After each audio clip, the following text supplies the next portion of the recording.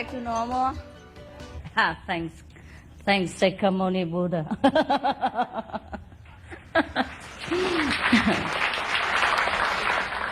And maybe the one in the middle there, I don't know what's her name.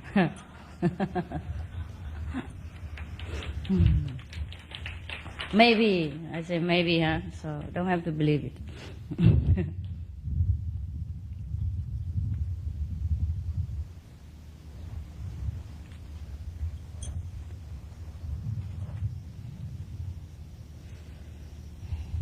Did you have a good rest?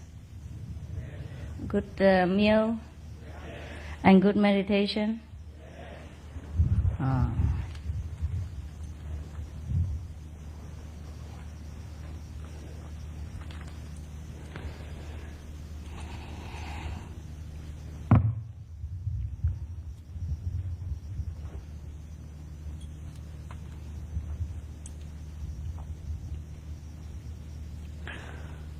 That was a very good story about what a master should be. Do you like to hear? Yes.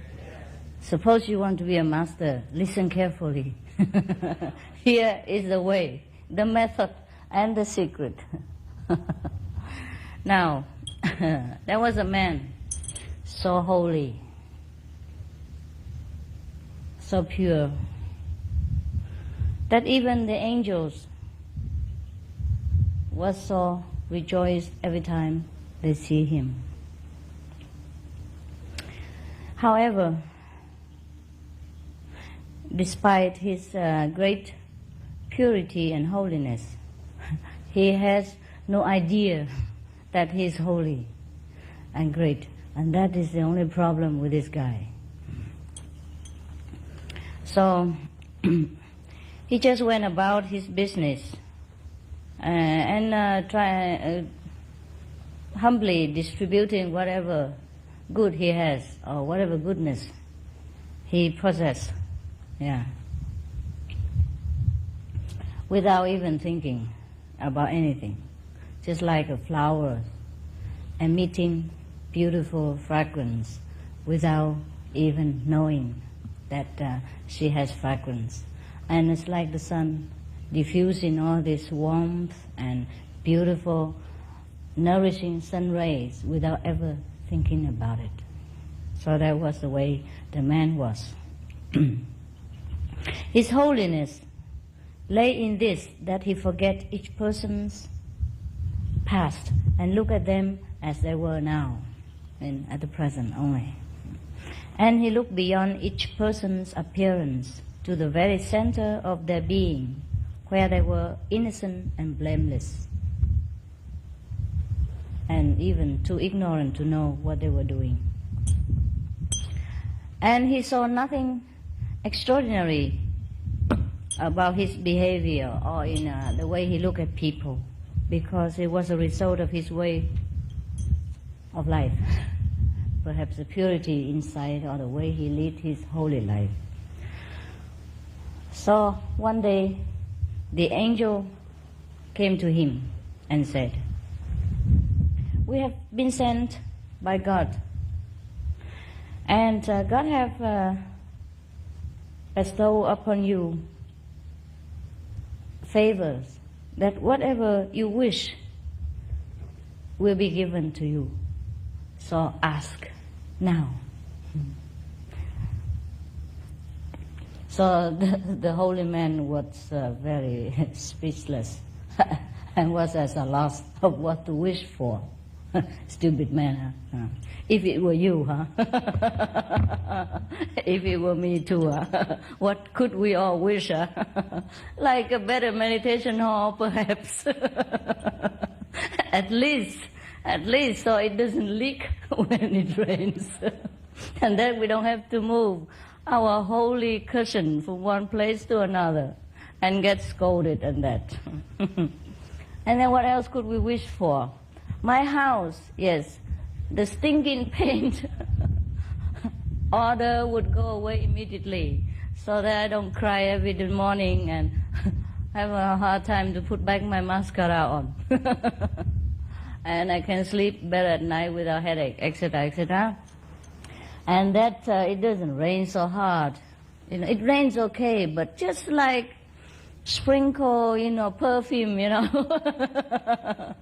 just to cool the air, for example, but not to flatten our tent like a pancake. Well, wow, we could wish for a lot of things, right? And well, on and on and on. So okay, I think we shouldn't be so greedy. We stop here. Otherwise, other people, non-practitioners, will think, what? They practice meditation and they always want so much. All right, we don't say it. So the man was speechless in his very innocent way and didn't know what to wish for. So the angel has to give him a kind of ideas, And they asked him, would you like the gift of healing? For example? The man said, no, I would rather God did the healing himself. Yeah, a clever man. He didn't want to do nothing. Yes, okay, then we change our wish. We would say, no, we rather we go to heaven and don't have to meditate even, Or God come and make the meditation hall for us himself. So the angel continued to ask him, would you want to bring sinners back to the path of righteousness? No. Oh, it's a funny man. No, he said, it is not for me to touch humans' hearts. That is the work of the angels. Phew. Then what does he do? Oh, I could say the same thing, and I'm finished. So the angels continue patiently, with all reverence, ask him, would you like to be such a model of virtue that people will be drawn to imitate you? Nah. What's the man? Astonished reply. What for? For that would make me the center of the attention. Wow, it's clever. This is the worst thing that you could have. The center of attention. I know what it's like. How does this man become so clever? He has not had the attention and he knows already. Yes, I should have known this before. Then what do you wish for? The angel asked. I wish for the grace of God, was his reply. Having the grace of God, I will have all the contentment and all my desires fulfilled. And the angels were thinking that this man, despite his holiness, is so stupid. God doesn't grant favor that often. And God doesn't dispatch an angel to anyone that often in order to grant him boons and favors. And this man, how come he is so holy but so stupid? So they force him. They say, God's will shall be done. Now you must have a wish or one will be forced upon you. I thought God is liberal, but he's a dictator. We always thought that God give us free will and let you do what you want. Is that not true? How come here he's like a dictator? He forces people to want something. That's a problem with him. Okay. Then the old man was kind of forced into this situation, and he has to obey God's will. So he said, all right. Then I shall ask one wish. Whatever good be done through me, don't let me know it. Wow, that's nice. I remember when I first wished for something, my teacher, the Buddhist teacher, she was a nun and a monk and a few more nuns and a few more monks, when I wasn't enlightened, before I became acquainted with the Kuan Yin method, and the first Buddha I took home in Germany. That was not the first Buddha, but the first Buddha in Germany, because they believed that if I take the Buddha alone home and without the presence of a master or teacher, none, then that Buddha is up to no good. I mean, this Buddha will be good for nothing. So if you want to worship a Buddha, and you have to, ask the monks or nun to bless for you and bring it to your house and have a ceremony with flower, incense and food, just symbolic. And then you have to bow to the Buddha and then the teacher and then make a wish, something like that. And then if your wish will be granted, then all the incense will curl, like a spiral and never drop on the floor. Normally when the incense burns, it drop like cigarette ash, But if your wish is sincere and is accepted, then all the incense, will curl like a spiral. Maybe you burn a lot of incense, not only one. And that's the problem. I don't know why Buddha has to test people sincerity to this extent. So many incense, and each of them have to curl like this. Oh, gods. I was thinking, I don't think I can make it. Look at all the incense. And I always saw the incense ash, drop immediately after it burns. So anyhow, I just do it as told. And then I wish that, I don't mind. People told me that human life is very suffering a lot. And that we should make a lot of merit in order to get out of human life. But I don't mind if I stay in human life because it's not so bad for me. And whatever good I have should be distributed to the people who need it. And don't let me even know about it. And that was my wish. And then all the incense curl like this. And I was...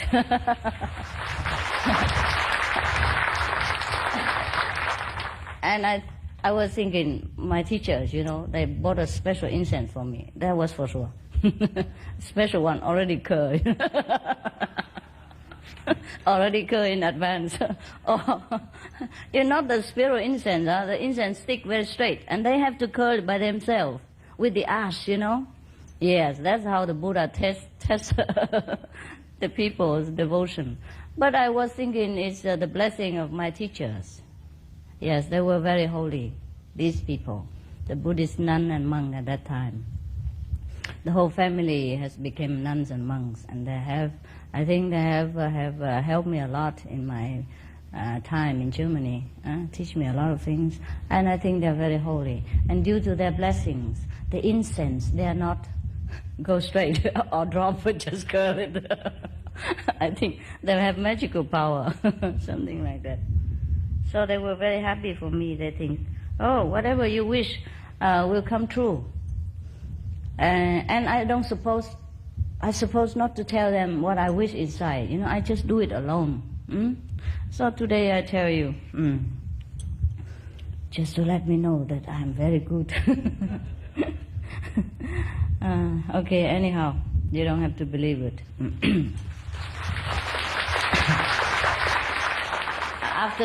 But after I told you, I don't know if I'm good anymore.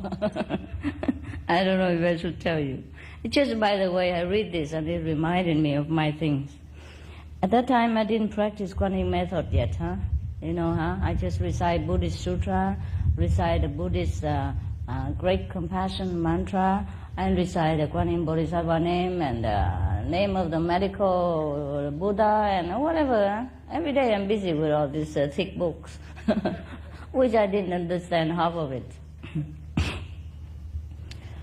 So it was accepted that the holy man's wish should be granted.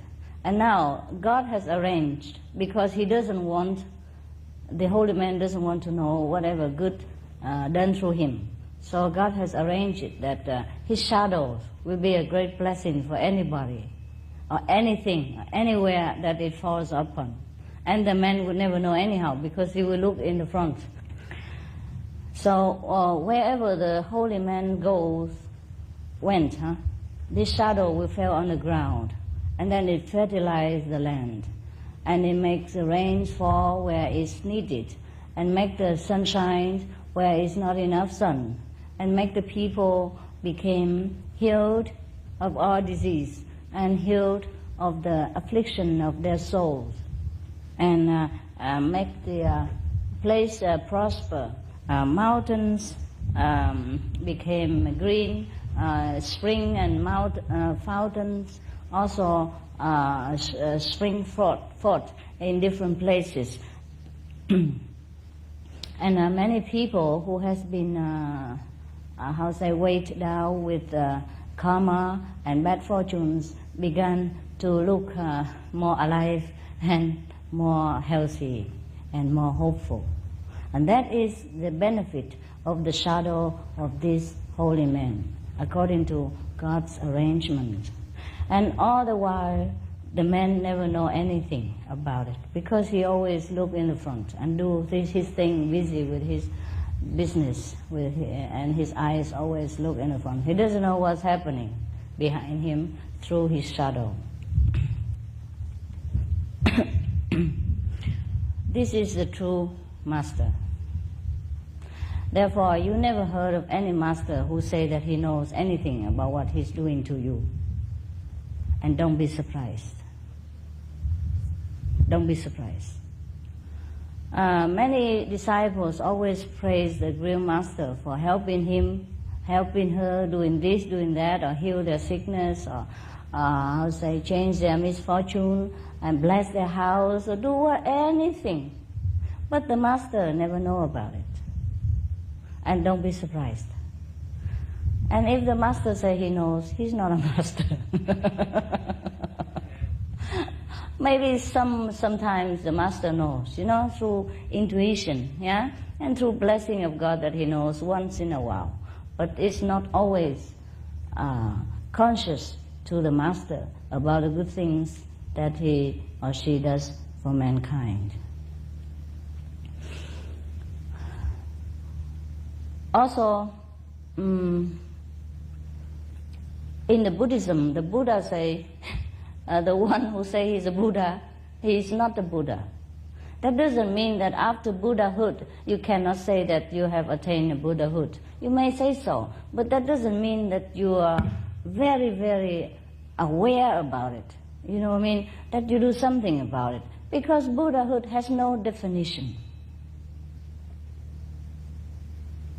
Truly, if we say we attain something, that is not yet.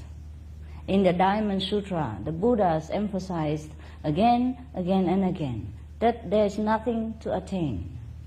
And there's no Buddhahood to realize. It's not because we couldn't become holy, but everything holy belongs to God, belongs to Buddha nature. And if we have attained our simplicity and purity enough, then that Buddhahood and that God power will reveal itself accordingly, without us having to know about it. How can we use the mind of a human brain to understand the limitless, expansive nature of God, or the Buddha nature? So if we ever professed that we know that we are Buddha, we truly know that, or that we know we are holy, or we know God, or things like that, it's just a way of saying, but it's not truly so. If God can be described and can be known by human brain, then it's not a true God. It's not the true Buddha nature. Buddha nature is within and without us. God is within and without, in heaven and on earth. We are swimming in God, breathing in God, eating in God, have our life in God, have all the essence in God. There's nothing except God around and about us. There's no need to say, I come in touch with God, I look for God. He is everywhere. So whenever we feel that we have attained something, stop and remember this story. And if we ever want to know what is a master like, remember this story. A master never know that he's holy. Doesn't matter what he act or what he like, or sometimes he admit it, or whatever it is, for the sake of sentient beings, or just for the sake of just to get it over with. Because they keep asking all the time. So then people say, okay, I'm a Buddha, so what? What next? Something like that. People sometimes they insist, for you to admit that you are something in order to argue around. Just like sometimes, you come on a bus, sit there, and then somebody will next to you or opposite you keep looking at you all the time and say, are you American? For example, like that, huh? And then you say, no, I'm not. And she say, but I'm sure you are American. And they say, certainly not, ma'am. And then she keep continue looking at you and say, but you look like. Yeah, and then just admit it, won't you? You can just tell me you're American. It's free here. So finally, you're fed up. You say, okay, I'm American. And then she keep looking at you again and said, well, at the second thought, you don't look like American. How about that? Yeah. Yes. When I first came out into the world and have contact with humans' brain, I was on and on about the blessing of Buddha's power and the Kuan Yin method and all that, according to their request. And then they keep insisting to me that I have to tell them that I'm a Buddha. I said, well, there's no need to say that. And I don't even know if I'm a Buddha. But they say, you are the Buddha. You must tell us. Like the Sikamoni say, I'm the Buddha, the one and only thing like that. You should say the same. And they keep insisting and pressing me on. After a while, I say, okay, I'm a Buddha now. And then they say, but when I remember Buddha Sutra, Diamond Sutra, they say, when the one who knows he's a Buddha, he's not a Buddha.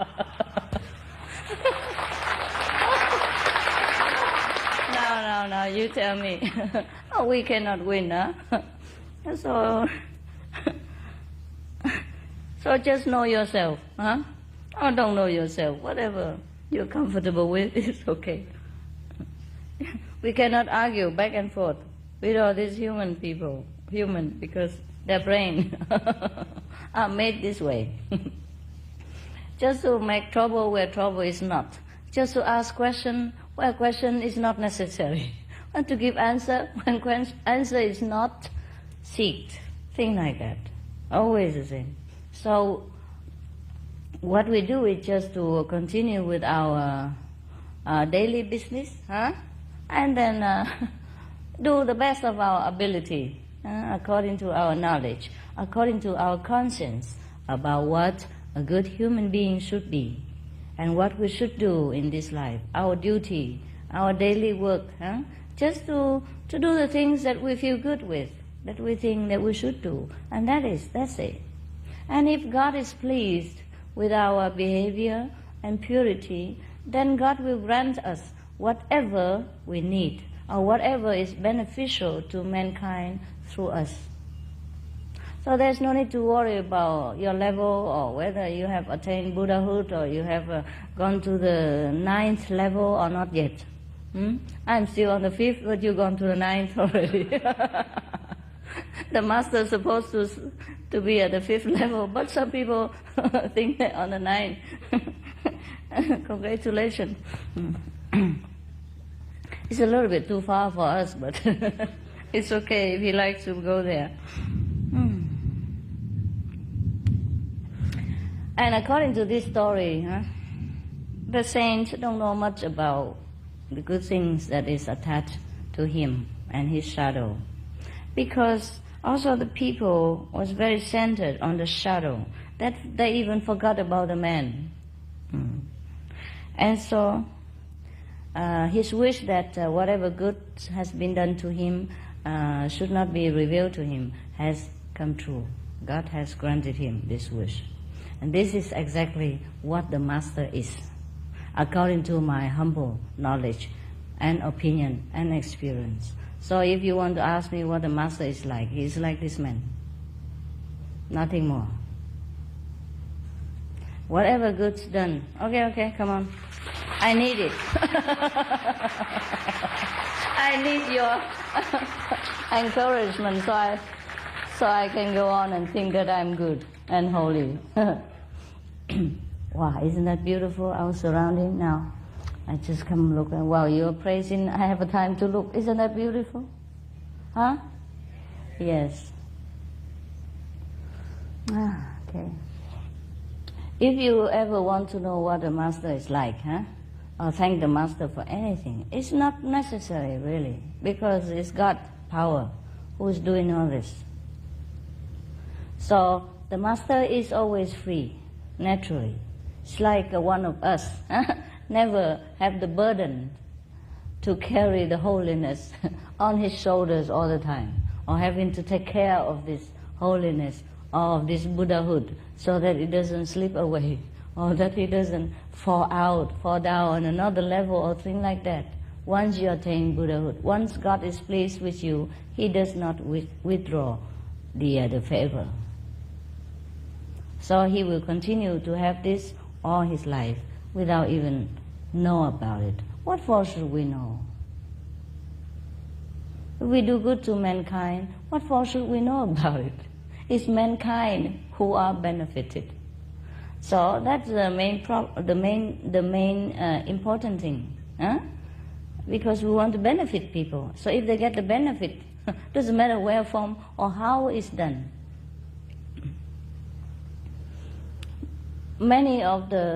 Not many masters on earth, but some of the masters that I met, the true master, they are like that. Very, very humble and very ordinary. They don't really know their supremacy inside. They don't know their holiness. Maybe they love people, they bless people according to their wish, but they don't feel themselves. It's the blesser. Do you understand that or not? Yes. Maybe they act like a master because people expect it, just like the lady keep asking, you American, are you? And then finally you say, so, yes. Just, okay, why not? Keep refusing all the time, make so much trouble. So the master is like that. Just act accordingly so that everyone is pleased and happy, and just to make things simple. Otherwise, the master never feel that he or she is a master. That's why I don't have problem integrating with you. But you have problem integrating with me, because you always carry a master in your head. And I don't carry any disciple at all in my mind. I look at you as one of a person. That's why I don't like it when you're too over humble and you overacting as you love me so much, respect me too much, whatever. I don't feel natural. Recently, I know a person, and I say, oh, you can be my friend, no problem. And for me, no problem, but for him, it's a problem. Because he always thinks I'm a master. I say, I never think of you as a disciple. So something like that, you know. So it has never any obstacle or obstructions or frontier in the beginning. But you always have problem being my friends. And that's why I don't have friends.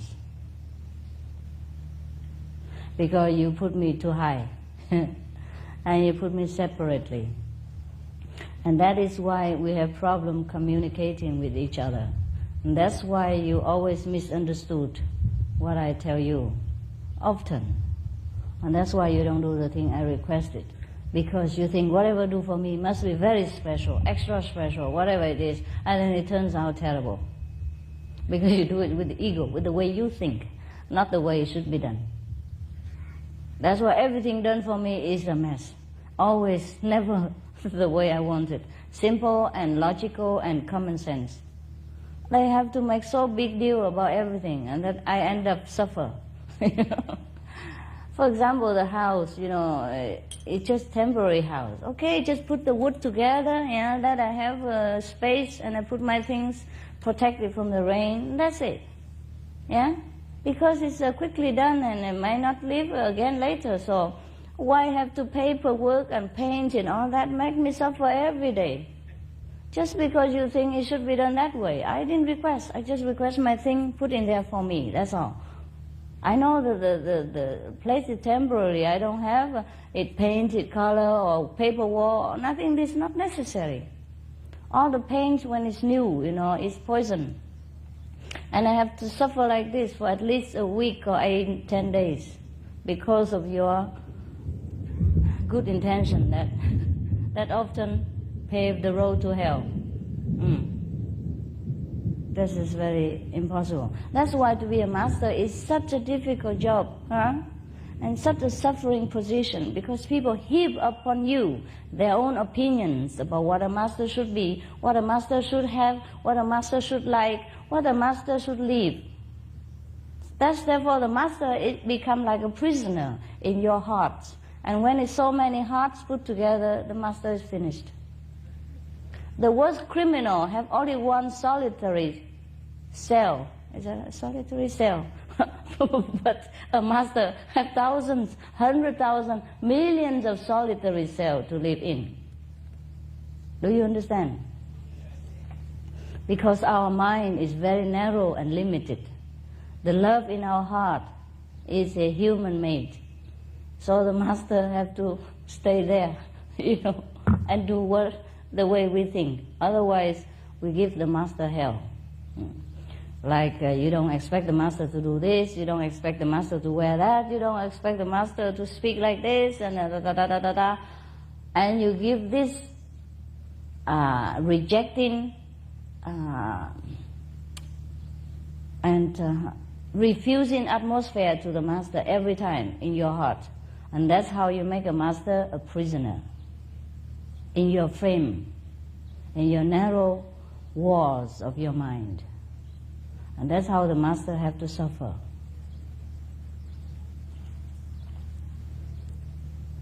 It's like a bird. You put it in a cage. Doesn't matter if it's an iron cage or a golden cage. It's still a cage. And so the master cannot be free. Because of the master's love for mankind, he or she will not be free until everyone is free.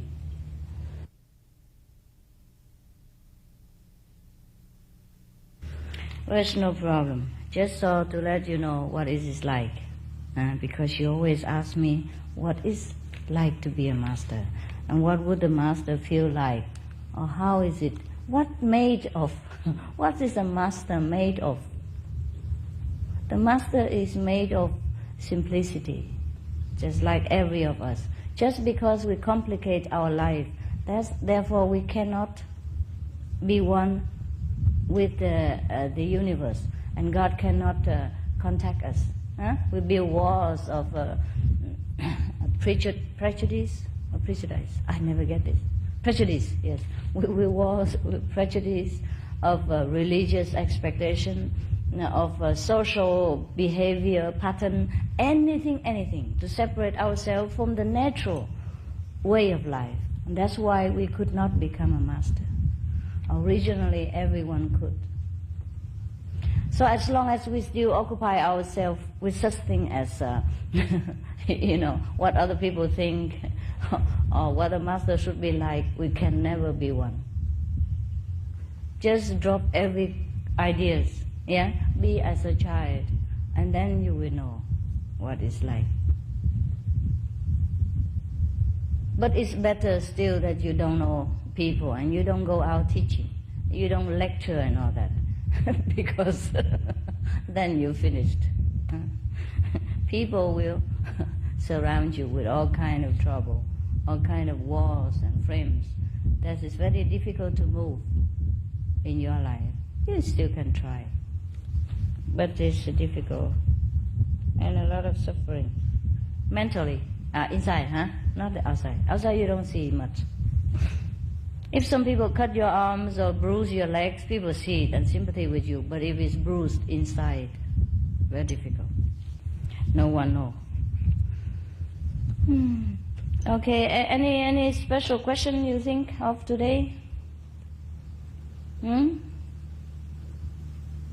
Everyone's happy? Oh, good. Me too.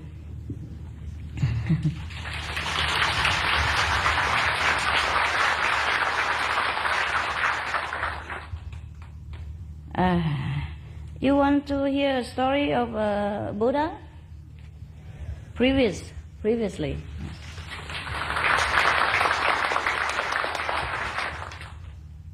Now there's a golden monkey.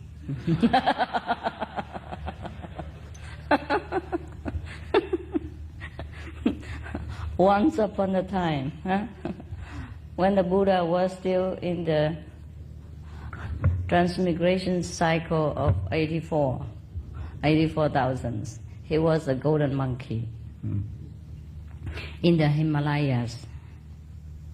He was very big, huge, a giant monkey and the king of his troop. The troop of this monkey village comprised of 8,000 strong monkeys. Not monk, huh? Monkeys.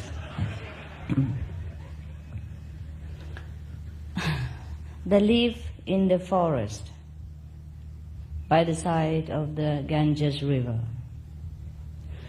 The water there gushed forth every day, pure and clear from the rocks. And nearby there was a very beautiful, shady, great tree. In summertime, this tree bore enormous golden fruit. Even fruit must be golden. For the previous incarnation of the Buddha, God planted a golden tree there. You see why that? Huh? If the Buddha lived somewhere else, that tree would be silver-like, or maybe just ordinary tree. But because the reincarnated future Buddha was born as the golden monkey there, saw the tree there bear golden fruit as well. See that? So hurry up, be a Buddha and eat the golden fruit. And then your meditation hall will become golden as well. Don't blame me for the rain yesterday and the flood here. It's your karma. If you meditate better, probably you have a better roof and not leaking. Maybe your practice is leaking somewhere. So this is a reminder of we should conceal our practice and fix it where it leaks, okay? As soon as the fruit was ripe, the monkeys ate them all up as fast as they could. Because the monkey king, who was extremely wise, had told them a warning that they should never allow a single fruit to fall in the water. Because when the fruit falls in the water, the currents will carry them downstream. And then if any human beings happen to see the fruit so delicious and golden like this, they would come up here and try to get the fruit. And if they come here, the monkeys will be in danger as well. How wise, huh? Wise monkey. Now the one branch of this tree was hanging low over the river. And there was only one single ripe fruit, which was hidden behind a net of a bird or something. And because they overlooked this fruit, the monkeys, this fruit, ripe and in time, fell into the river and carried away downstream by the rapid current. It drifted further and further downstream until at last it reached the city of Benares. It's funny. It's funny. From all the cities in the Indias and from all the countries in the world, the Buddha has to be born again and again in Benares and in India. Huh? Not fair. Don't you think so? So one morning, Brahmadatta, the same king again. Funny.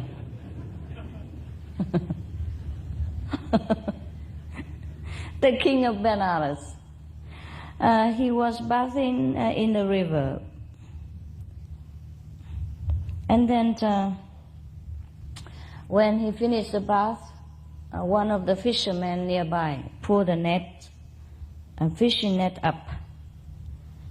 And in the net was the shining golden fruit.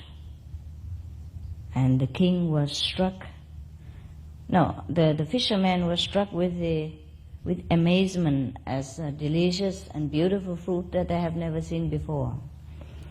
So they ran to the king and showed it to him. The king looked at it curiously, and because he has never seen such a fruit before, so he asked them, "What kind of glorious fruit is this?" And the fishermen, who only knew how to catch fish, don't know anything better. They say, "We do not know, sir."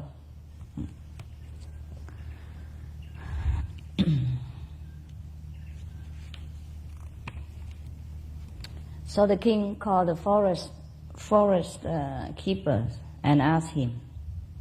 So the forest keeper replied that it is a mango. How disappointing. I was thinking something more beautiful and valuable, but mango. Okay, perhaps at that time mango was not so in abundance. And not many people know what it's like. Actually, mango is delicious, no? Do you have mango here in your kitchen? They buy for you? Okay, good.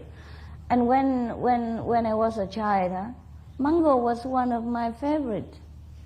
Because perhaps I was a monkey before.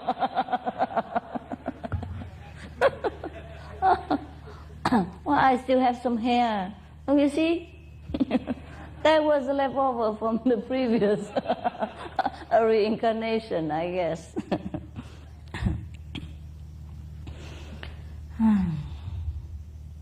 Because we have a lot of mangoes now, we plant it even in the United States or even some of places in European, so we took it for granted. Otherwise, if we happen to live in a very old time, like Shakyamuni Buddha time before, and then all the fruits were not so readily available because the farming techniques and all this cleverness to alter the water and all the fertilizer has not been available to mankind. So if whatever we have fruit, whatever fruit we have is not always good, and not so all kind of fruits like today we see in the market. Thus, this mango fruit has not been known to the king. And it's golden, It's really golden. It looks like gold, the mango color. And it tastes delicious. I have not had my lunch yet. I feel water coming.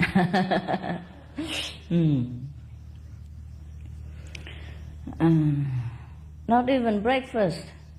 Yeah. Have you had yours? How many meals you eat a day? Twice only? Is that enough for you? Okay, me too. I feel it's too much already. I'm feeling heavy and heavier now. Because I'm not used to eating 2 solid meals a day. I normally eat 1 and another very light or not at all. And now I'm eating twice a day, Wow. It happened that some good cook is available. Oh, I'm feeling heavier, And every time I walk on the stage, I have to be careful not to damage the good work of the carpenters.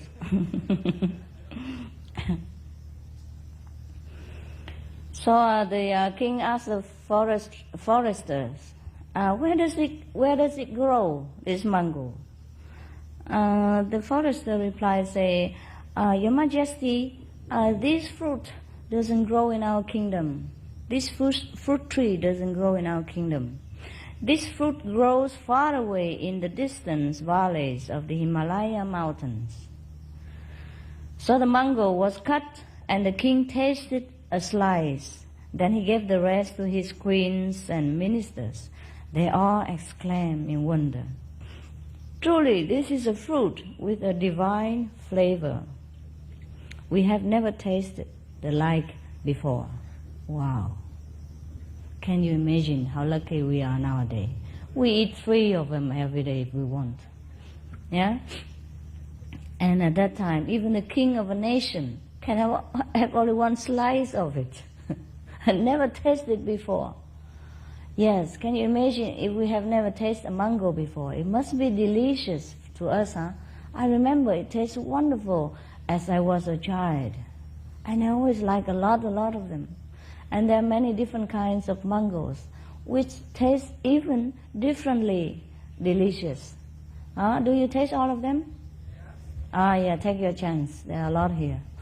If you go to the Far East, like Philippines, Thailand, Vietnam, or Cambodia, then avail yourself, and eat all the delicious fruits that don't grow in America. Oh, they have them, but imported, and it's not maturely ripe, and it's chemically treated and all that. It's not the same as if you pluck from the tree and eat it. I have a place built for me in Thailand, and around the garden there were a lot of mango trees, and they were absolutely delicious, because you pluck them from the tree when they're just ripe. Not only they're sweet and tasty, they're so fragrant, you cannot believe it. It's like perfume. Yes. And you have to eat it while your stomach is empty, like, when you have nothing else in the morning, you have it for breakfast, then wow. That's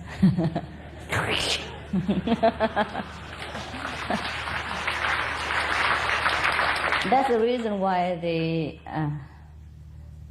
Occidental people would like to come to Thailand or Eastern countries so much, because the fruits are different, and the vegetable even different while you're eating in that country. When imported or planted in another soil of a different continent, the taste will be different. Just like even ginseng, the name is the same, but American ginseng is cheaper than Korean ginseng, and the effect of both are very, very different.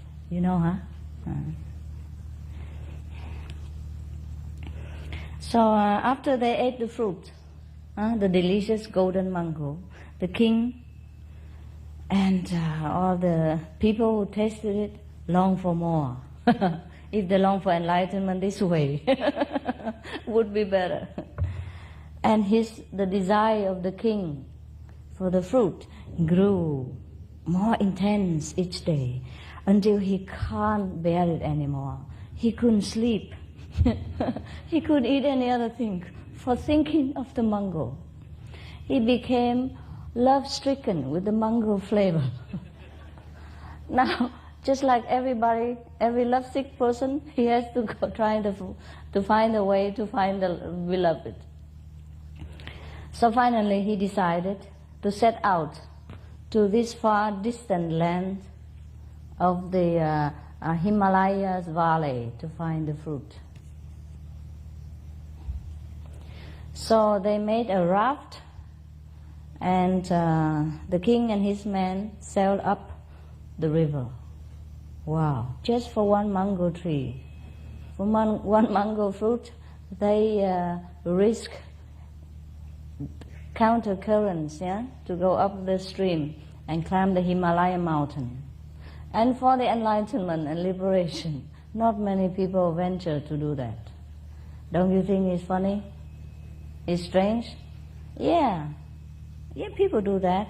Sometimes they go in search for gold or mines of precious stones, and they risk their life and money and everything in order to find it. But the most precious stone laying within humans' heart, people don't bother to find. That is very strange indeed, So here, after a long journey of many days and many nights, wow, they reached the mountain valley where the mango tree stood on the riverbank. You must understand, this is not easy as these two sentences described. It's mountains and rivers, and Himalaya at that time is a wilderness. You understand? Even in my time, it's still a wilderness. Even you go there in summer, in May or June, the snow it still cover all the mountains, and the roads were cut through ice cubes and snow heap, that the bus run between the mountains look like an ant crawling between two, two big rocks, giant rock side, you know, like that. And if you happen to go on foot, oh, it's terribly. You have to go through very small path and dangerous. Yeah? And if you slip down once, then you became pulverized because the cliff is very, very deep. And the mountain is very slippery with the glacier? Huh? Glacier, yes, yes. And if you're not careful, you slip anytime. That's why if anyone survives coming back from such a pilgrimage, to such a holy and far away and high mountains, and coming back to the city or to the human inhabitants, then people would bow to them, thinking they're very holy. And the gods has protect them so that they can come back safe and in one piece, and not become powder, not come back in a jar, you know, but come back on foot. So now, so when they say that after many days and nights of traveling, you know, to the Himalaya Valley, you must imagine extra hardship and troubles that the king and his ministers have to go through in search for this mango fruit. There is no road, no paved road there, and even the horses cannot go in many places. So even if the king took the horses with him, he cannot ride. The horse will sleep and die. He cannot be used to with this kind of a small path like this and slippery glacier. So it is very difficult places to go, the Himalaya, especially in such very holy places and remote areas where no human beings set foot, or they just set foot in summer for pilgrimage and nothing more. Only summer, a few months, 2-3 months. And winter, the road is all covered with snow, as high as mountains. Nobody can travel. And whoever live inside, they have to go out for summer, for winter, and come back in summer. Only some of the army's unit will be stationed there with their provisions, yeah, to last whole winter long. That's why many yogis and masters favor Himalayas. If you can take enough provision for yourselves to last the whole year, or at least in winter, you can stay there. You can dig a hole in the snow and keep yourself warm like the Eskimos people. And you can use a deer skin for your clothing, and you can keep a glowing fire all day long. Then it's become warm in your cave. And sometimes some of the masters stay in the cave during the winter, and the snow cover the whole cave outside, so he will never go out. Just like Milarepa, he stayed there during winter, and then he would eat whatever available inside the caves, or you keep a provision. And in the Himalaya, you cannot have the provision the way you do in our kitchen. I'm sorry, I don't imagine. All you have is perhaps dry mung beans, yeah, or some kind of beans, and rice. And the water you will cook from the snow, melted from in your pot on the fire, and that's it, huh? And some salt, perhaps. Or some, yeah, because mung beans is very nutritious. And this is a staple food. Staple food of the Indian people, especially for the Himalayan practitioners. So if you go there, don't expect yourself to have tofu and say, ham, 3 pieces, 1 person. No. It's very difficult to drag your own body up to that kind of remote area where no human beings will disturb you, let alone take a lot of stuff, you know, because you have to have your clothes, yeah, blanket and stuff and some utensil, things like that, a very minimum. When I was in the Himalaya, I have only one. First I have a lot, you know, as every of you, drag along a big suitcase, you know.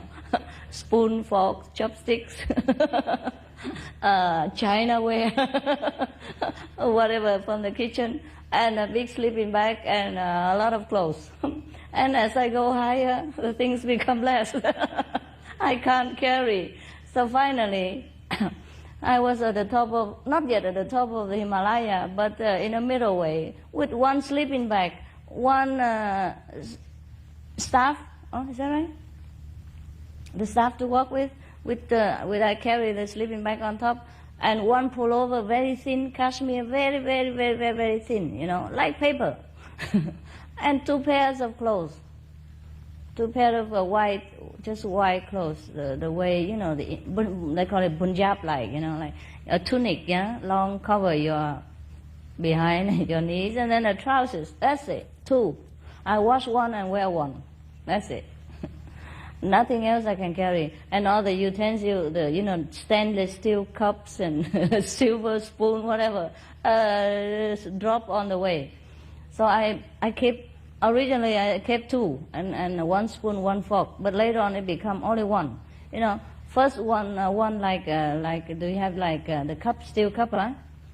For drinking water and tea and all that. And another plate like this, huh? A little bit thick, huh?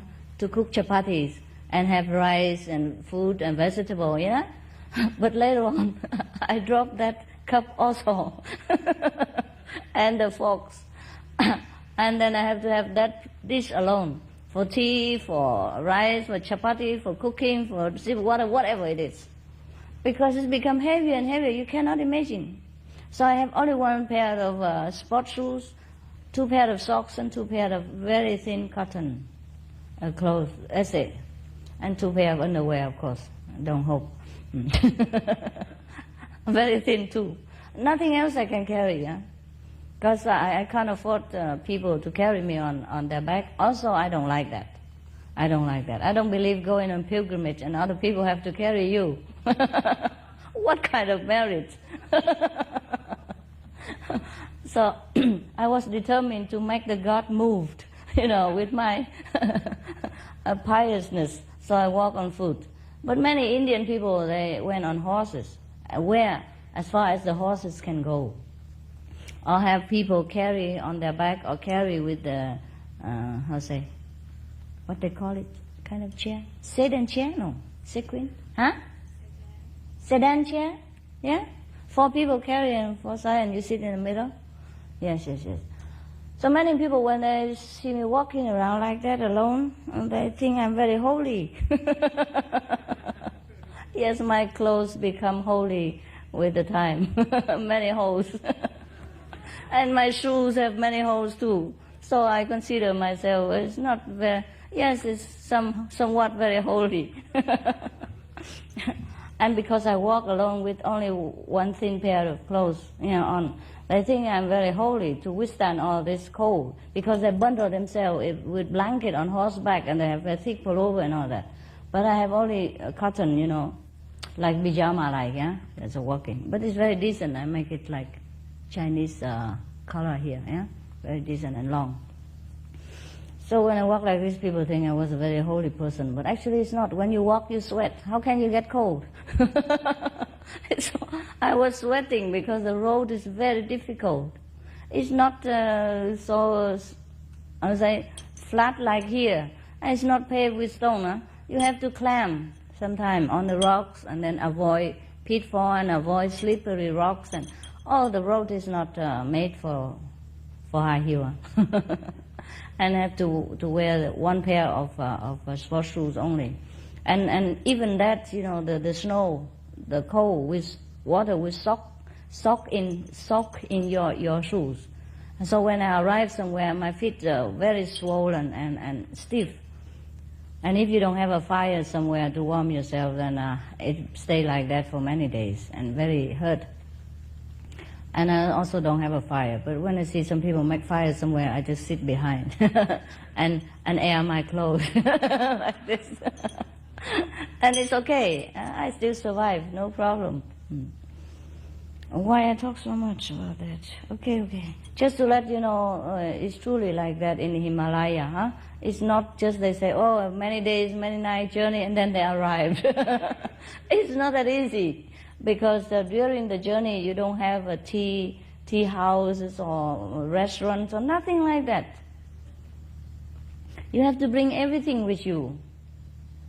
So you can only bring flour and salt to make chapatis, and then eat that with Ganges water. That would be the best for you. Then you don't have to bring a lot of things. Because if you are such a small person like me, you can't even carry mung beans. It's too heavy. And in the Himalaya, it's very difficult to cook mung beans, you know. The atmosphere is very thin, somehow. And you cook all day long, it doesn't boil.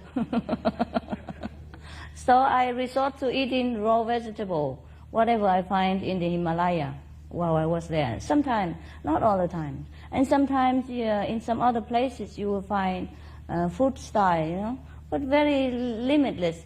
Like we put probably 4 pack of cookies, yeah, and 1 pack of tea powder, and a pack of half a jar of milk powder, and that's it. If they serve about 2-3 persons, their provision finished.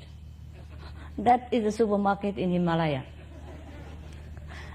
And they probably have 1 kilogram of flour, you know, to make enough chapati for maybe 10 persons. And you eat two chapatis each, and that's it. You have to wait until tomorrow until somebody else carry the provision come to them, and then they probably cook again for you. So even you have money, you cannot buy the things you want. Huh? If you came late and other people have eaten already from that fruit shop, then you finished. Because these are small mountain fruit shop, you know, they don't have the money to buy a big provision to keep it there for you. And the Indian people, they believe in eating fresh, you know, they go and buy vegetable every day. They don't have refrigerator. They don't believe it. Probably never heard of it. The Himalayan folks are very simple. And if you ask them anything and they shake their head, that means okay, huh? Don't misunderstand, okay? When they shake like this, that means yes. So when I first came, I always have trouble. I said, I just want to chapati, why you don't give it to me? Because it do like this. And I said, I saw you have them there. This is chapati. Here. And he's like this. So I said, okay, I have myself. It's very cute. Oh, and I tell you what, the chapatis in Himalaya mountain is the best food in the world. What after you walk 40 kilometers empty stomach, then it's become golden delicious. Yeah. You don't have to be reincarnated as a golden monkey or something to enjoy, because it's really, really delicious, and you never have enough of it. And the problem is that they never have enough of it either. So you always feel you don't have enough. And you have to look forward to the next style or somewhere else in order to have chapatis again. And I tell you true, I never enjoyed food so much as when I was in India. Everything tastes so good. Oh, God. Because you always have to walk everywhere and spend all this flower energy. And as soon as you can get something, which sometimes could be 30, 40 kilometers away, so you treasure and everything. And even if you can find it, if somebody else has not been there before you. So most people, they have to carry a little bit of things for themselves, like dry biscuits, yeah? very lightweight, or flour, huh? And then they will, and some salt, if they can. If not, they don't carry salt even. Yeah, I carry salt in a very small plastic bag. You know? Everywhere I go, I will fill it again, if it's empty, because I cannot carry a lot. So just my maybe 10 hours of flour or something like that, you know? Quarter of a pound, something like that. And that's enough. And then just one bag small like this, and a small pack of salt. And then wherever you go, there's always water, you know. If not from the snow, then from the Ganges River, and from people, anywhere, river a lot. So that's all you have to carry in the Himalaya. So even if he was a king, I think he has to endure a lot of hardship in order to find this golden fruit. I don't know why he doesn't endure enough hardship to go and find the, enlightenment. Huh? That way, then he would have become Buddha. Instead of be there all the time and taking the golden deer or competing with the monkey for the fruit and things like that, below his dignity. So we have enough with Himalaya or not? Anything else I have forgot, just by the way? Because I know many of you are curious to know what it's like there, huh? I can't describe it enough in words, actually. But they're beautiful. The beautiful mountain, the most beautiful mountain I have ever seen. Because it's like the mountain is like this, huh? One after another, huh? Like this, huh? And then it's all covered with snow, as white as, the cotton. And nobody ever set foot there, not even animals or nothing. So it's just like this, flat, even, and smooth, like a blanket there. And then just sticking out of this white is green, ever pine trees, straight up into the blue, turquoise-like sky. It's so beautiful. Sometimes I just stood there and watch, in wonder. Even if you take pictures, even if you videotape it, it's never the same. And the air, so pure, you could eat it. Perhaps that's why in the Himalaya, I was never so hungry. And I didn't have to carry a lot of food. And sometimes I go without food, it doesn't affect me so much. Some of the Himalaya master or yogis there, they don't eat even. We call them breatharian or Aryan. They eat air. It's true. And they have a special technique to take deep breath in certain fashion so they don't have to feel hungry. And many of the yogis there don't even wear clothes, because when they stay there long, their clothes, they also become holy, like mine, holy clothes. And then after too holy, then they have to discard it.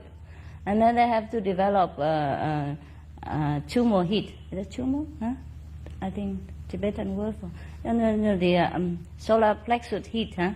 Yeah, you have to invoke the solar in your abdomen here in order to warm the whole body. And then so most of them look very pink and very healthy and fat too. Huh? They eat air only. Very pink and fat, and don't wear any clothes. Just walk around like that. Fancy if I do that, huh? And in India, if you walk alone as a woman, people don't have respect for you. I don't know why. So in India, if you're a woman, you have to walk out with your brother, your sister, your daughter, your dog, your cat, whatever. But don't be alone. I didn't know this. And I didn't have any companion, so I had to walk everywhere alone. Sometimes I encounter problems, but it's not so much. I deal with it. Kung Fu.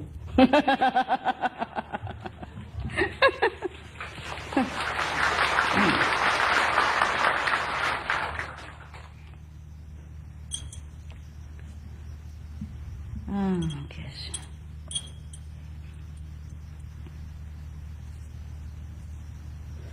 So okay, let's go back to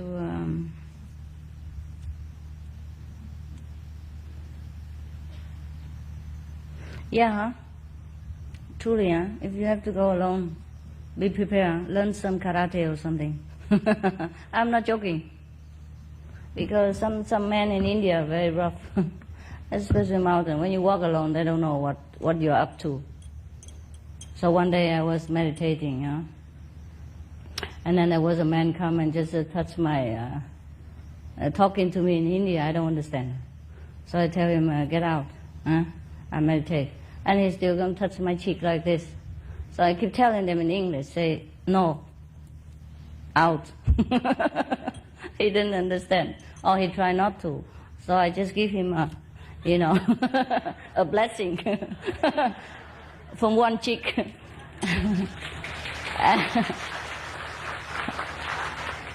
just the ordinary kung fu, you know, flops like this.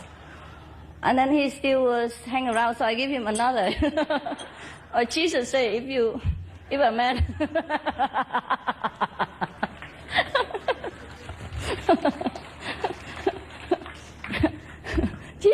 Jesus say, if you slap a man on one cheek, and if you give another cheek, you slap it too.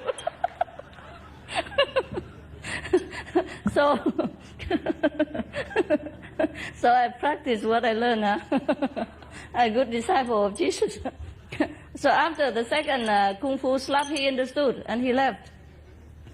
So after that, I have to put on my sannyasin cloth, you know, the saffron robe. So to let them understand, to stay away from me. Otherwise, I don't like practice kung fu every day. It's tiring. Besides, I only eat chapati and mung beans. My kung fu power is not very great. And if I keep using kung fu like this, I don't think I can walk anywhere. I'm too tired. At that time, I was ordained already in a Tibetan tradition and Hindu tradition as a sannyasin, as a nun. But I didn't want to be too obvious, you know, so I just wear the ordinary clothes. But after that incident, I put back the saffron robe just to protect myself. And then something else happened, also the similar. And then people flock around me and ask me to come to their home so that they can feed me and give me offering and all things like that. But then, so you don't have this and you have that. You never are free in India if you walk alone. So you better don't walk alone, okay? I don't know why everywhere I go, people flock around me like that. And there was one man only, but the other people, you know, they come around and ask me to talk to them and thinking I'm a holy person and things like that. And one of Indian mother, she lived in Bombay. She was on pilgrimage with her family and sons and daughter. And she wanted me to marry her son. Her son was 20-something, just graduated as a lawyer. And she told me like that. I told her I could be his mother. It was so cute. So if you walk alone, you run into all sorts of trouble, you know. Unless you want to marry a lawyer like that, then you continue. I didn't know all this, you know. I thought, okay, India is a free place. You go anywhere you want. Besides, in the West, or even in Vietnam, Cambodia, anywhere you walk alone as a woman, no problem. I never thought that in India, walking alone as a woman would bring so much problem. Oh, no end. People always come to me and ask this and that and other, either respectfully or this kind of kung fu expectation. I think that's it, huh? And mosquitoes. In the Himalaya, not, but in some of the places, also holy, like Benares. Wow, mosquito, so big. You would think airplane is landing on your body. Yes, they will make your body become airport, you know. They keep landing one after another, different hours, not on schedule at all. So you just have to protect yourself if you go there with a mosquito net or repellent, insect repellent, because they really, really think your body is the airport. Yes. And the mosquito was so big, you know. Well, I remember in Benares. No, yes. So big, the mosquito. It looked like a mini chicken, you know. Terrible. Well, I'm very small, so everything looks big to me.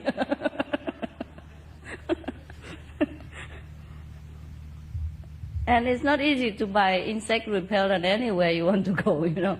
Especially you just came down from the Himalaya. And if you go to the Himalaya and you come back, you feel weird, you know. As if you're walking on a cloud or something. Perhaps the air there is different, so thin or pure. When you go back to the plane again, you feel like you're drunk. Yeah. Or maybe because they cooked some food for me to eat there that I became drunk for 3-4 days. You never know, they cook all kind of food for you. Vegetable, okay, but maybe from hashish or something, plant. They eat it. In India, hashish is not a drug. It's vegetable. And mosquito repellent. So they probably, sometimes they would gather the dry leaves, yeah, and smoke it up. So if you sit near there for meditation, you're surely in samadhi in no time. And sometimes I don't know what it is, you know. I thought it's just some fragrant herbs to repel the mosquitoes, so I just sit there, unsuspected. And then I wonder why my head became like this. I walk, you know, like a yo-yo, you know what it is? Like this. It feels very weird. Because sometimes you stay in a temple, some temple near the Himalaya or during the journey. Sometimes you see monks and nuns live there, huh? And they smoke hashish too. And you would not understand this, so you did not know. Probably you will be affected by sitting nearby or something like that. Or they would cook it with your tender leaves for you to eat. And they're used to it, so no problem to them. But if you eat after that, you feel, oh, weird. The master blessing or something.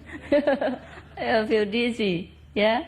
And very light, walking very light on the ground, like walking on the cloud. So there are so many things you should worry about. And there's no toilet there, huh? Ladies and gentlemen. So normally I would wait until dark to go out. But then when you hear the roaring of a bear or something, then you forget everything else. And either you run or you froze. Because at night there's no electricity there too. And you don't always have batteries enough for your torch. And after you climb for maybe a few hundred kilometers up to the mountain, then the torch have to be gone too. Because heavy is another burden. Everything must go. Everything must go. The same with enlightenment. The higher we go, the less we must carry with us. We just have to throw away. Or we stop there. Very, very similar to that situation. Nobody tell me don't bring this, don't bring that, but I throw away them myself because I can't carry anymore. The higher you go, the heavier things become. Maybe the gravity, huh? Or because your feet has become heavier and swollen with the snow water in your shoes, or because you don't eat enough nutrition, or because it's too cold, you spend faster energy than you normally would, or because what? Or the hate and the tiredness too. But it was fun because at that time I had only God in my mind. I have no fear, no thinking, as if my mind has been numb from fear or from anxiety, nothing. But now if you ask me to go back there again, no. Oh, even you give me $1 million, I don't go back there again. Oh, now I think about it, so scary.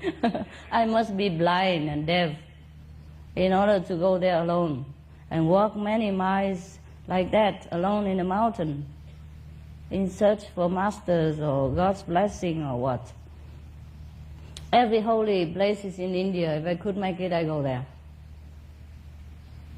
And I don't have companions, so I had to go alone. And going alone is a lot of risk. But God protected the stupid and the blind like me, so nothing happened. And I still came back see you. Thanks God.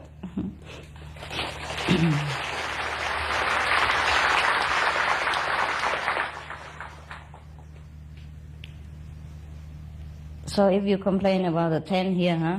At least you have a tent, huh? I didn't have then. Even if I have, I could not carry. So it's good, very good already. I wish at that time I had a tent to have some privacy, to do some toiletry inside or thing like that. Never can. Always have to wait for night time, or have to go very far to find an isolated spot to bath or something like that. Especially during pilgrim season, there are millions of people. surrounding everywhere that is holy and famous. So you almost have no privacy at all. And you learn to adapt. You use whatever, cover yourself around, make a sentry for your bath, or bath with full clothes in the icy water, and then jump out after you count to 5. Yeah, because the water just ice, just zero. It just melted directly from the icy rock, like a gango tree. You know gango tree, honey? Yes. Gango tree is a place people believe where the Ganges water come from. And actually that's where it is the head of the Ganges river. And when you go there, you see the river water coming from the mountain, melted from the ice there. Immediately just drop down and fall down in there. So the water there is around zero. If it's not because of the stiff way like this, I don't think the water will flow. And it's the flowing water that keep it liquid, I think so. Otherwise it's all ice there.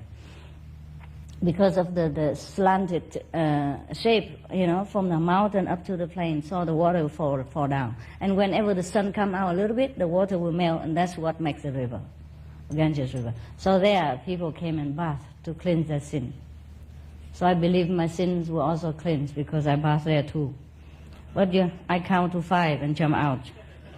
Because if you wait until 6, then you're gone. You became ice cube and never come out of it. It's really frozen. And you don't have a bathroom, nothing. You have to jump right in the river with the clothes on. And I wash my hair also because I'm worried my hair might carry some sin. So I shampoo everything. And it was so cold. You really have to count, you know. You worry that if you don't count, you stay there forever or flow down. Because it froze, the whole body suddenly became like stand still. So you have to jump out quickly, huh? And you have to wait until there's a sun in order to bath. If there's no sun, you're finished. So when I jump out of the water, icy water, and into the sun, wow, it's like the whole body blooming with flowers. Yes, yes, all the cells. You feel great. So I did it again 3 more times.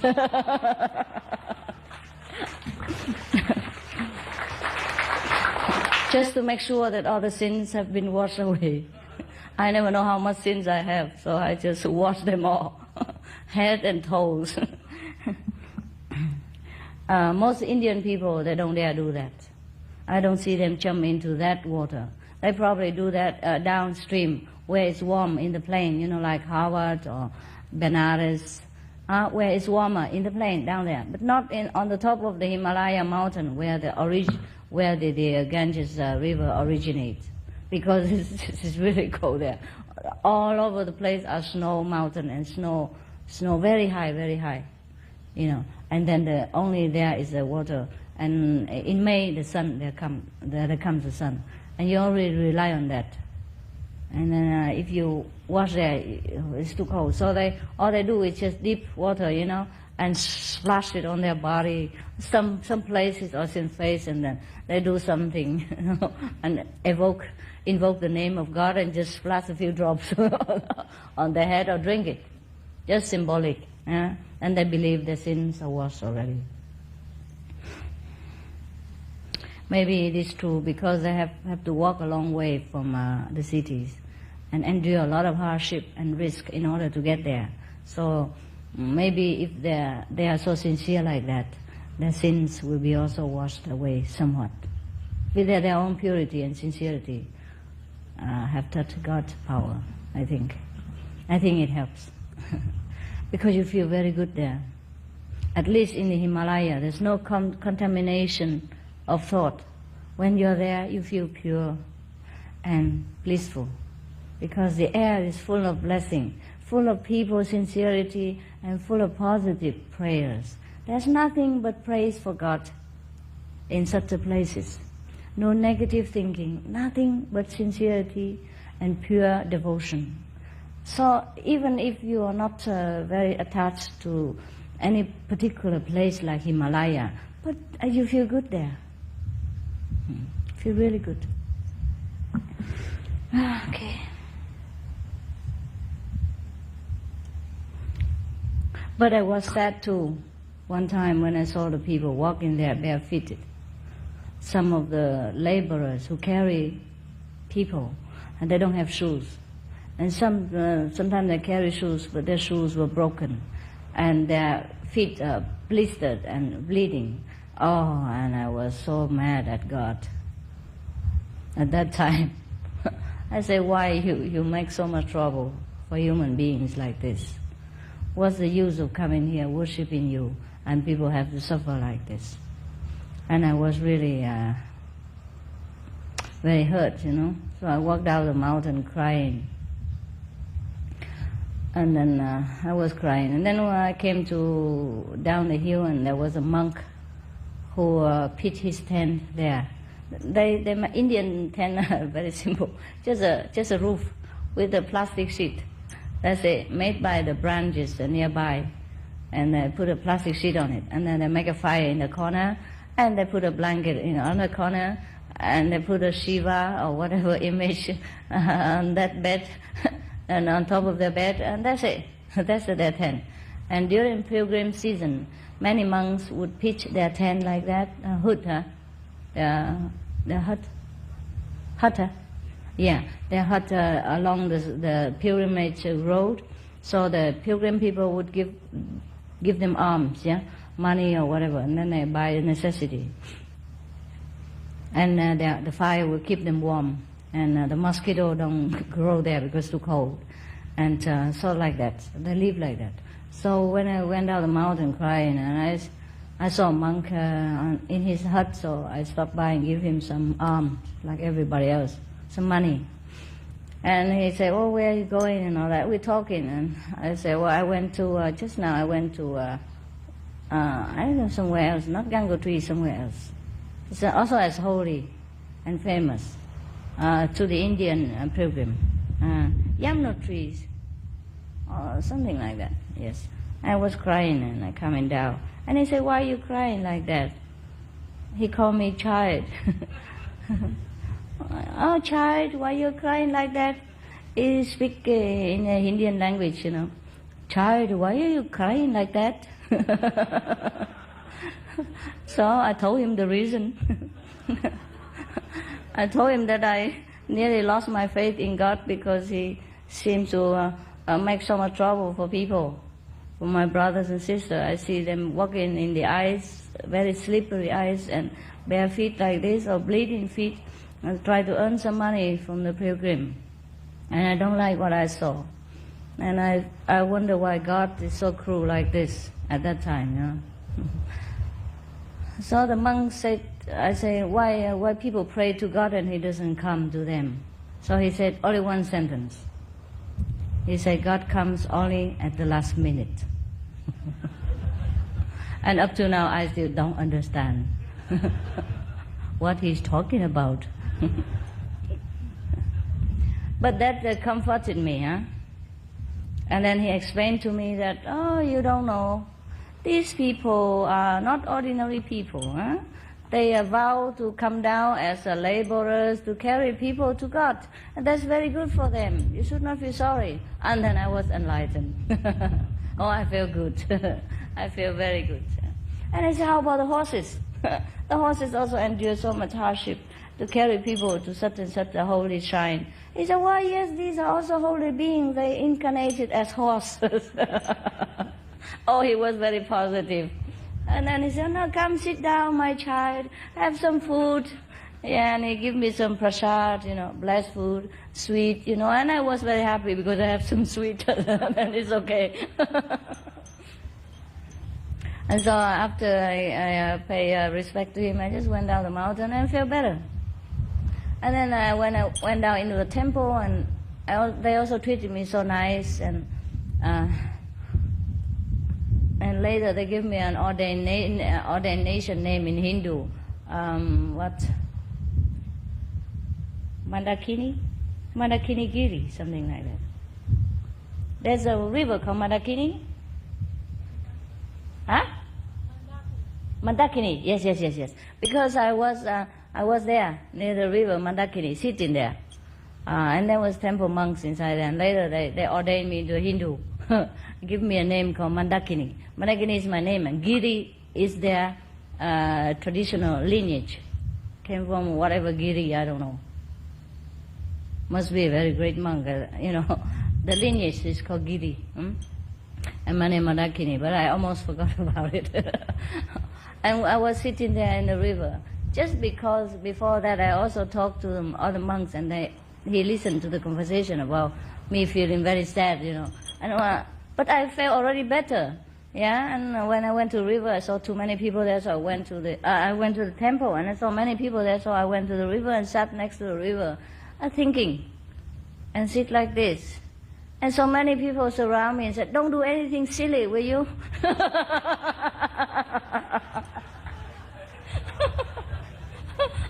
I was thinking of God and meditating, you know, but because I sit next to the river on top of a stone, you know, very deep place there, deep water, so they surround me, "Don't leave me." They never left me again until I went back to the temple. And all I wanted was some quietude and solitude and silence to meditate after a long journey and tiredness. I don't want to see people. And they worry that I'll jump inside or something. Oh my goodness. And so I never had my silence and quietness again. They keep following me everywhere since that day. It's terrible. So I had to leave that temple after some time. Okay, let's go back to the mango. Otherwise you exasperate. You want to eat the mango. Wow, I nearly finished. Okay. So we go back to Benares, huh? So after a long journey of many days and many nights, the king and his retinues reached the destination. And they saw the mango tree grow next to the riverbank. So they all went down and had the delightful feast of the rich, juicy mango. When the night came, the king lay down to sleep at the foot of the tree, reluctant to leave.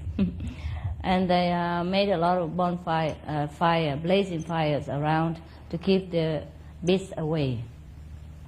Late at night, when the king was fast asleep and all the guards were dozing, then all the monkeys and the king came. The king of the monkey came. And they jumped from one branch to another to get the leftover fruits and eat them. And the king heard so much noises, so he woke up, because 8,000 of them, can you believe it? But this is exaggerated. How can 8,000 monkeys eat from one tree? With all these kings and centuries and all that as well. There must be a very special tree, huh? Indian stories are like that, full of mystery that you have to solve it yourself or imagine. Just like all the time the Shakyamuni Buddha born as a golden what, and right in Benares, in the same dynasty, and meet the same king and queen all the time and have the same trouble again all the time with them. He could have told them, "Next time I will incarnate as a monkey, just leave me alone." It's the same king, huh? So the king was awakened by this noise of 8,000 monkeys and the king. So he told his soldiers to get up and surround the trees and get ready with the bows and the arrows. They want to shoot some monkeys in order to eat them in the morning. He said, "In the morning we will eat the monkey flesh and the mango." Monkey and mango would be very nice.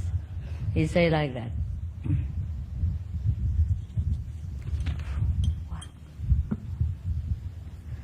So the monkeys overheard the king's words, and trembling with fear, they went to the chief, the king of the monkey. And they said, "Oh, sir, you have warned us, but because we didn't know there was one fruit which has fallen into the river and carried down the stream. And now the strange men come here to get the fruit. And their leader even want to eat our flesh. So they order his archers to shoot us. The tree is surrounded and we cannot escape. What are we to do?" So the king monkey say, "Do not be afraid. my children. I will find a way to save you. So he comforted them and then jumped over to another side of the river. And he got a long bamboo pole and brought it back to where he was before.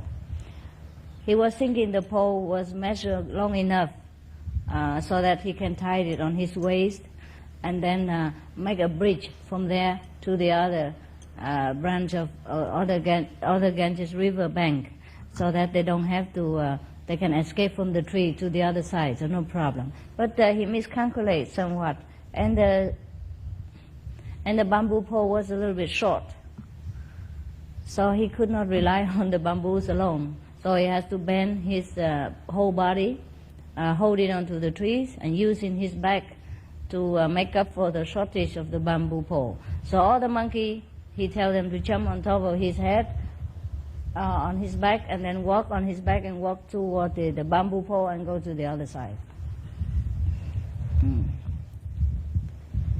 So everybody like that went to the other bank, and no problem. But there was one monkey, the last one, called Devadatta, who was very jealous of this monkey king. So he thought of himself to make more trouble for him. So when he jumped on the monkey's king's back, he jumped very, very hard with all his might and broke the back of the monkey's king. And then he jumped away. The king of the monkey was in great pain,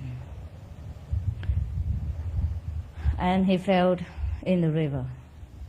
But the king Brahmadatta, who has observed all this going on, felt very touched by the compassionate king monkey. So he ordered his men to rescue him from the river and brought him to the fire and put him in fine clothes and feed him and give him water, etc., etc., and medicine and some balm for his back, so to make him recover again.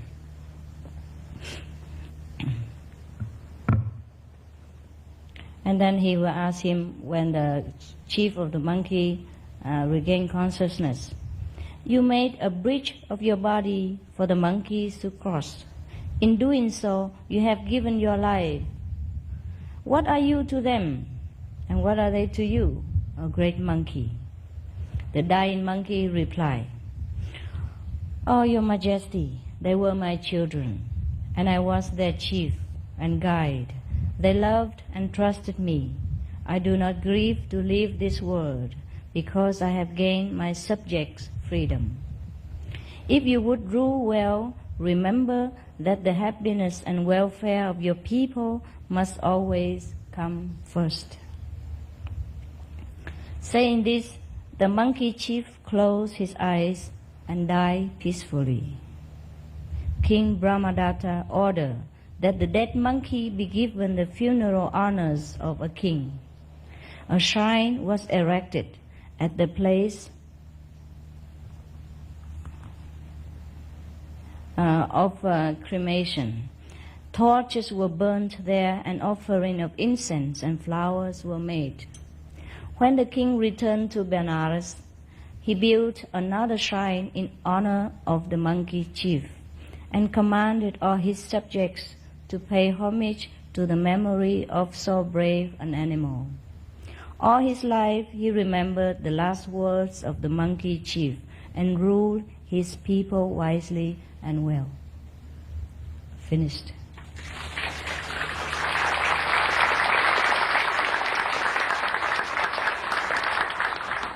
Very good story, huh? Whether it's true or not. Befitted a Buddha's status. Now, when we come to think of it, many kings or leaders are not fit to be the monkey. So we always look down upon animals. But if this story is a true story, then some of us humans have to really feel ashamed. Now when you go to India, perhaps you will see many shrines of the monkeys. Perhaps this came from this story. The shrines of the monkey come from this true story. There are another monument for Hanuman, but maybe it's a different one. Also, he looks like a monkey. And he's supposed to be a very wise monkey of the ancient Indian kingdom, and he has helped many of beings, including King Rama of you know the Ramayana, the story of King Rama. He was exiled, and then later he given back the kingdom again.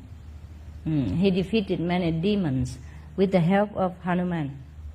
And I don't know if these two stories connected with each other or not, but they're both monkeys. So you don't wonder why the Indian people worship animals such as monkeys or buffalo or cows, whatever, huh? Because they believe all beings have a soul and have wisdom and have goodness in them.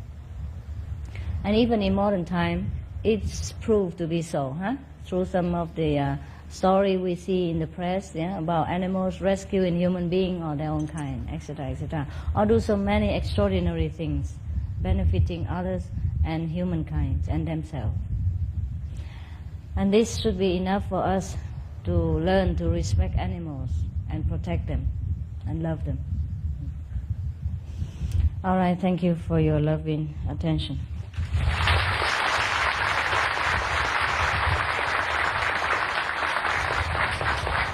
Now pretend to meditate for 20 minutes until lunchtime, dinner time. 4 o'clock dinner, right? Okay. So pretend to be holy for a while, huh? Together.